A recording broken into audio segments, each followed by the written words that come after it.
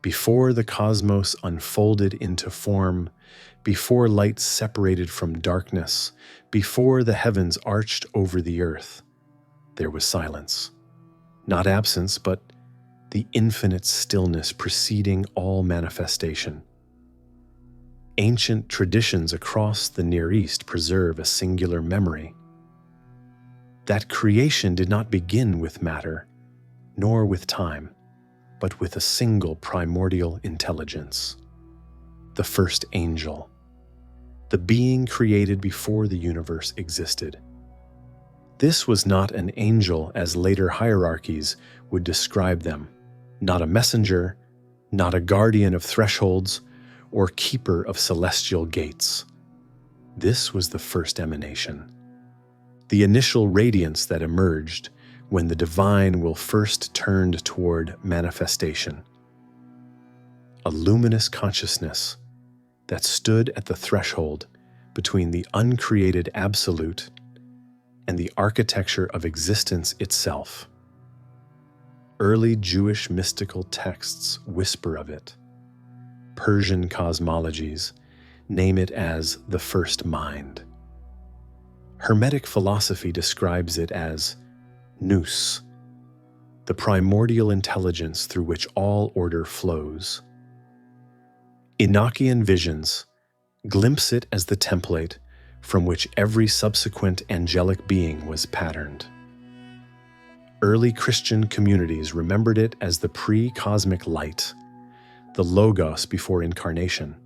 This being was not simply the first in a sequence. It was the principle of sequence itself, the moment when unity fractured into relation, when the infinite became perceivable, when pure being crystallized into structured reality. Before thrones, before dominions, before the seven heavens, or the wheels of Ezekiel's vision, there was only this, a single radiance, standing alone in the void, receiving the first impulse of creation. The question haunted the mystics of the ancient Near East. What is the first thing that can exist when nothing else exists? If creation emerges from an absolute unity, from God, from the One, from the ineffable source, how does multiplicity begin? What stands at that impossible boundary between the uncreated and the created? Early Jewish mystical speculation, preserved in fragments predating the canonical prophets, spoke of a primordial, luminous being. Not God, but the first thought of God made manifest. Texts discovered at Qumran hint at hierarchies older than Enoch's cosmology, where a singular radiant entity preceded all angelic orders. This being was understood not as separate from the divine will, but as its initial expression, the moment when intention became form. Persian Zoroastrianism offered a parallel doctrine through Vohu Mana, the good mind or first thought.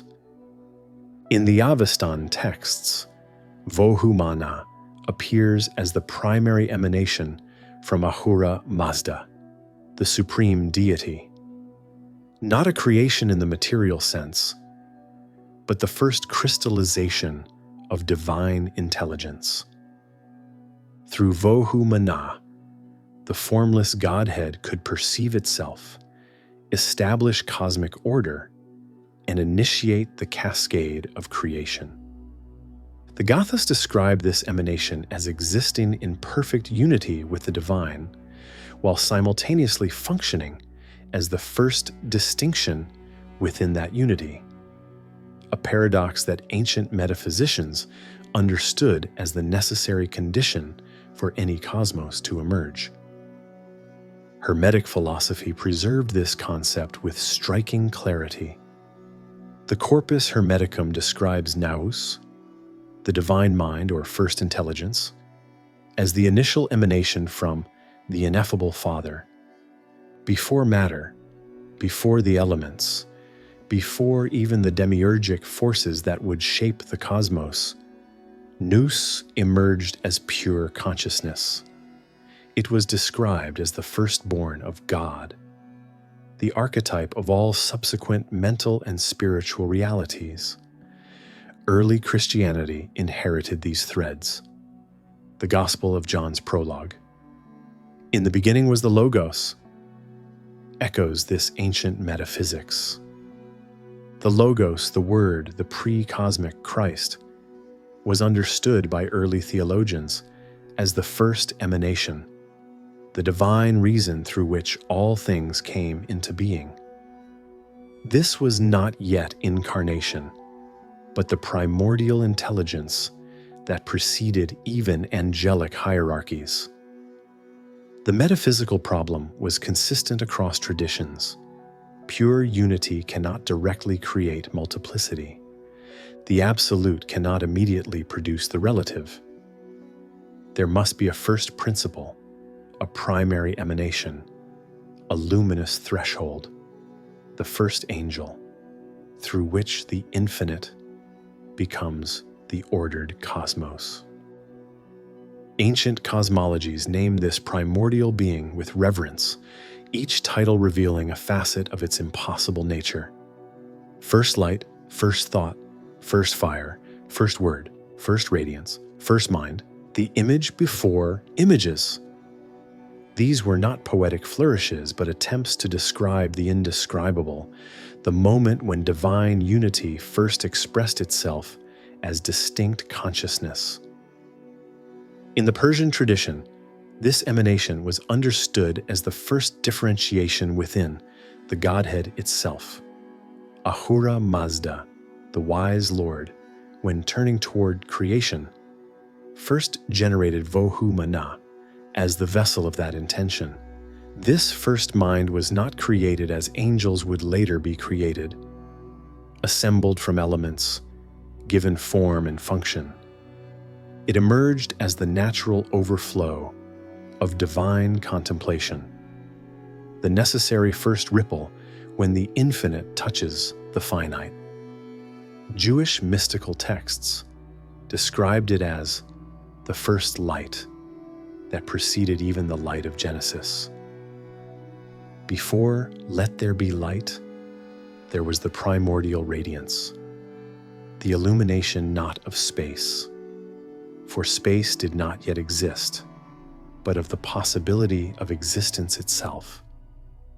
This light was conscious. It received the first impulse of the divine will and translated it into the beginnings of cosmic order. The Hermetic tradition preserved the most explicit doctrine. No, the first mind emerged when the Father desired to know himself. In that instant of divine self-awareness, consciousness itself was born, not as an internal divine attribute, but as a distinct, luminous reality.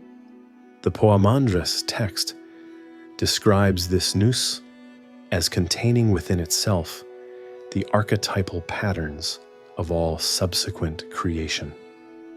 Every form, every law, every principle that would govern the cosmos existed first as thought within this primordial intelligence.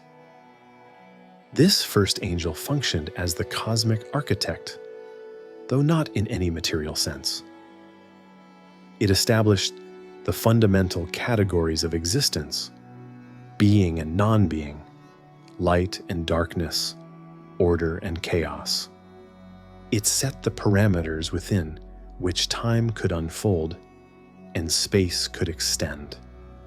Ancient texts describe it as the axis mundi before there was a world to have an axis, the organizing principle around which reality could cohere. The metaphysical function of this being transcended simple causation. It was not merely the first effect of divine will, but the principle through which divine will could manifest effects at all. The gap between infinite potential and actual existence required a mediating intelligence, something that could receive formless intention and give it initial structure.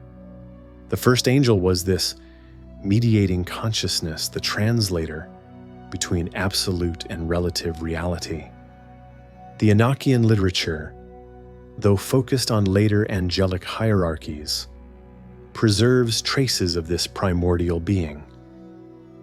References to the first of the seven, or to luminous entities that existed before the foundation of the world, suggest an older cosmological layer. These texts hint that all subsequent angels, the archangels, the watchers, the thrones and dominions, were patterned after this initial template. The first angel became the blueprint, the prototype from which every other celestial intelligence would be fashioned. In early Christian angelology, this being merged with the concept of the pre-incarnate Logos. Christ before incarnation was understood as this primordial light, the intelligence through which God created all things. The Gospel of John states explicitly, all things came into being through him, and without him, not one thing came into being. This was the first angel understood as the divine creative principle itself. What these traditions converged upon was a singular metaphysical insight. Creation begins not with matter, but with mind. The first act of the universe was consciousness becoming aware, God contemplating creation, and that contemplation itself becoming the first angel, the luminous threshold through which thought would crystallize into cosmos. The first angel represents the metaphysical moment when pure unity transitions into structured existence. This is not a temporal event, but an ontological threshold, the eternal now in which the absolute expresses itself as the relative. Hermetic philosophy understood this as the necessary first step in all manifestation. Before anything can exist as distinct, there must be the principle of distinction itself. In Hermetic doctrine, nous is the first emanation because it is consciousness recognizing itself. The ineffable Father, beyond all categories and attributes, turns inward in self-contemplation. That contemplation does not remain absorbed in divine unity, but crystallizes as distinct awareness. The first mind is born, not separate from God, but God's own self-knowledge made manifest as independent reality. This explains why ancient traditions consistently describe creation as mind before matter. The cosmos does not emerge arbitrarily. It unfolds according to intelligible principles, mathematical ratios, geometric patterns, hierarchical structures. These principles exist because they were first established in the first angel, the primordial intelligence that received the divine blueprint and became the living template of cosmic order. The first light in this interpretation is not photonic radiation, but the illumination of the formless void by consciousness itself. Before light could fill space, space had to be conceived. Before matter could exist, the laws governing matter had to be established. The first angel is that establishing principle, the axis of intelligibility around which the chaotic potential of the pre-cosmic abyss could organize into ordered reality. Jewish mystical theology understood this through the concept of divine wisdom or chokhmah. In Proverbs, wisdom declares, The Lord created me at the beginning of his work, the first of his acts of long ago. This wisdom is not God, but the first thought of God, the primordial intelligence through which all subsequent creation flows. It is the first angel as the personification of divine reason. The text continues, "Before the mountains had been shaped, before the hills, I was brought forth." This establishes a cosmological priority. Wisdom exists before the material structures of creation, functioning as their metaphysical foundation. The Persian concept adds another dimension. Vohu mana as first mind is also good mind, not morally good in human terms, but ontologically aligned with Asha, the cosmic order. This first emanation establishes not just structure, but right structure. It sets the pattern that distinguishes truth from falsehood, order from chaos, being from non-being. Creation begins with a moral and metaphysical orientation already embedded in its foundation. The deeper implication is that the first angel is not a being among beings, but the principle of beingness itself. It is the moment when existence becomes possible, when the infinite potential of the unmanifest crosses into the actuality of the manifest. Every subsequent angel, every hierarchy, every cosmic principle is an elaboration of this primordial emanation, variations on the original theme, established when consciousness first emerged from the void. Persian Zoroastrianism preserved this doctrine with systematic clarity. Vohu mana, the good mind or best purpose, appears in the Gathas as the first of the Ameshas Spentas, the holy immortals emanating from Ahura Mazda. Vohu mana is described as the first to greet souls entering the spiritual realm, suggesting its role as the primordial threshold between material and divine reality. It embodies the principle of right thinking, the intelligence that aligns creation with cosmic truth. Jewish mystical traditions reference this primordial being in fragmented forms. The angel of the presence, described in Jubilees and other Second Temple texts as existing before creation, may preserve memories of this first angel. Qumran fragments speak of luminous beings from the beginning, suggesting hierarchies older than the canonical angelology. The Sefer Yetzirah's doctrine of primordial letters and divine speech hints at an intelligence that structured language itself before the world was spoken into being. Hermetic philosophy provides the most explicit formulation. In the Poimandres, the first treatise of the Corpus Hermeticum, Nous emerges from the primal darkness as the mind of God. It is described as light and life, containing within itself the archetypal forms of all creation. The text explicitly states that this Nous generated a second god, the Demiurge, who would fashion the material cosmos according to the patterns held in the first mind. The hierarchy is clear: ineffable Father, then Nous, then creative powers, then material reality. Early Christianity synthesized these streams through the Logos doctrine. The pre-incarnate Word, existing in the beginning with God, functions as this primordial intelligence.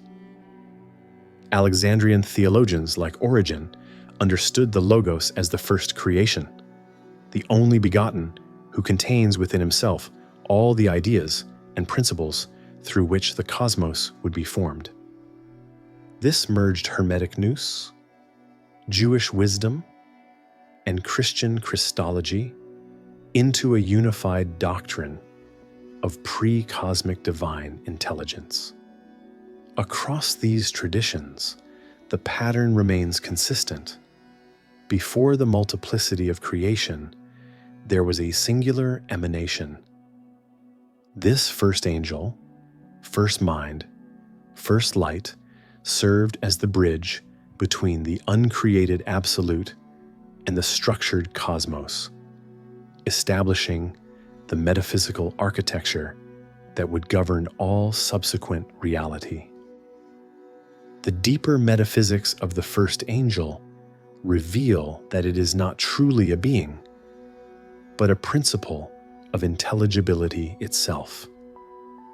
Ancient cosmologies understood that existence is not self-explanatory. For anything to exist, there must first be the principle that makes existence coherent, structured, knowable. The first angel is that principle, the primordial consciousness that translates pure divine will into ordered reality. This reveals why creation begins in mind rather than matter. The cosmos does not randomly coalesce from chaos. It unfolds according to precise mathematical ratios, geometric patterns, harmonic proportions. These are not imposed upon matter after it exists, but are the very structure through which matter becomes possible. The first angel, as primordial intelligence, establishes these laws before there is anything for them to govern. The ancient doctrine implies that the universe is fundamentally mental before it is physical. The Hermetic axiom, as above, so below, gains its deepest meaning here. The patterns of material reality mirror the patterns first established in the divine mind, specifically in the first emanation. Every subsequent level of creation, angelic, celestial, terrestrial, is a progressive crystallization of that original mental architecture. This explains the metaphysical necessity of the first angel. Pure divine unity cannot directly generate the multiplicity of creation because unity contains no internal differentiation. There must be a first moment of distinction, a first expression of consciousness as distinct from the source.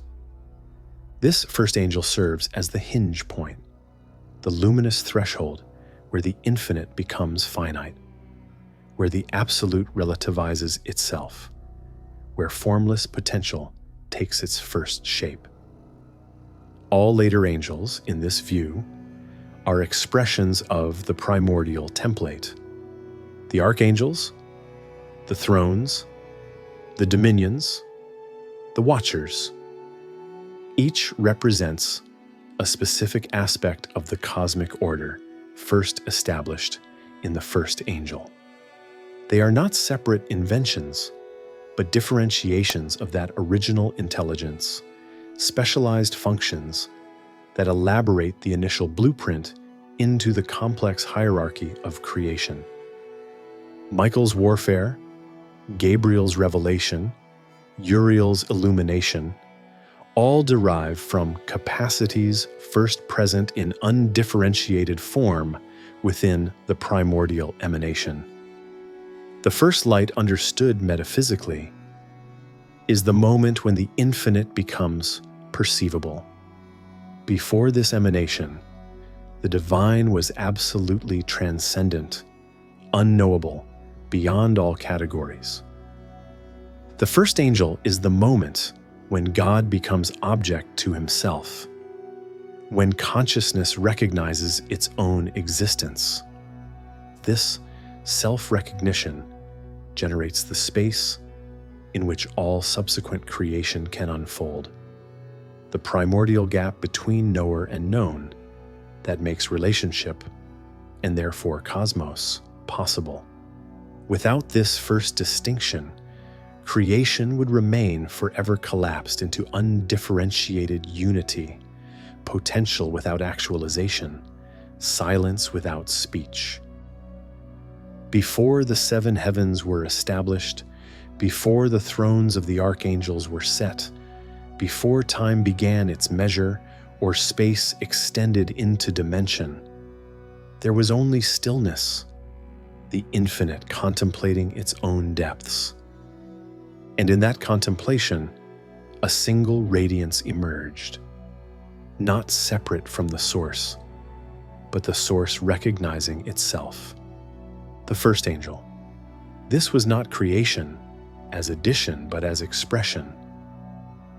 The divine will did not manufacture a being external to itself, but emanated consciousness as its own first thought.